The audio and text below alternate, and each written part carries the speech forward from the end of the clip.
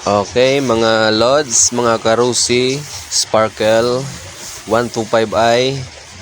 Narito ang motor natin na susubukan natin siya na na isuong sa baha. Titingnan natin kung matibay at kung sasabay si Rusi sa baha. Yan, masusubukan natin ngayon si Rusi Sparkle 125 ngayon tag-ulan. Okay, let's go. O, ayan. Kita nyo naman. Diba? Easy. Tuloy-tuloy lang ang takbo ni Rusi Sparkle. Diba? Sumusuong siya sa maladagat na baha. O, diba?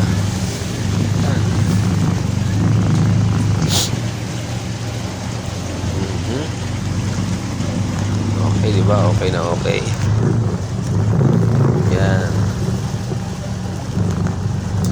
Malakas, diba? Malakas. May laban sa baha.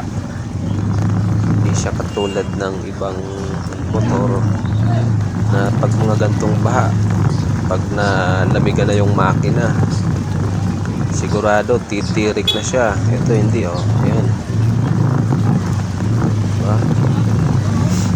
Bali ang video na ito, inano ko na siya, bali chinap-chap ko na siya kasi pinagsama-sama ko na dito yung mga lugar na baha na dinaanan natin.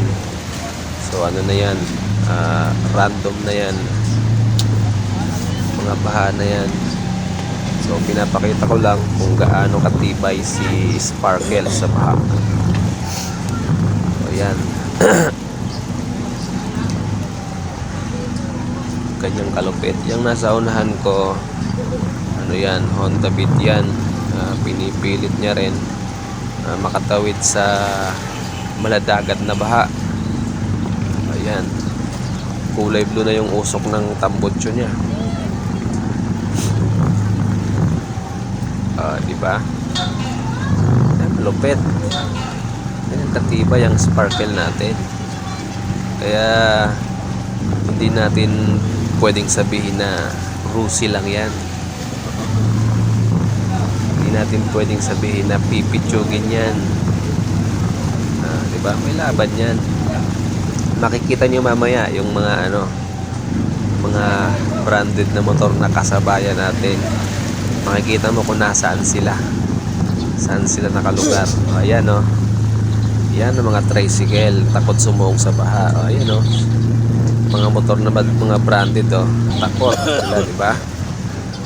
Ganyan katibay. Ayan, may sumubok din. Ayan, oh.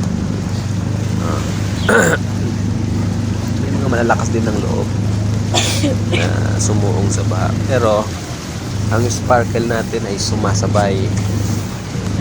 Yan, diba? Ganun siya kalupit.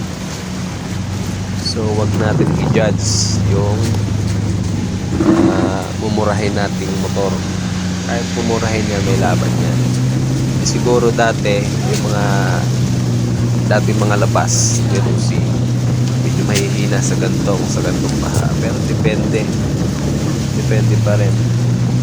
Pero ito ko siya, napatunayan ko siya, na-testing ko siya sa baha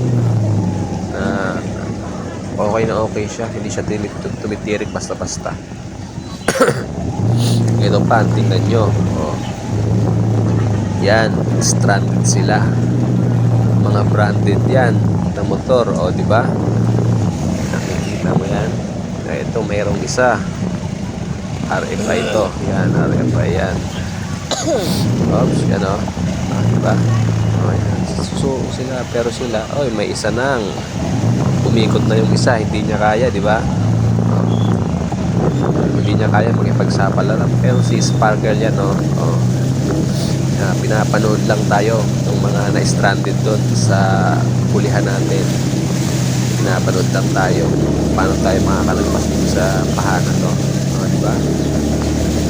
Kanyang kalupit ng Sparkle natin, mga ka-Sparkle. Thank you.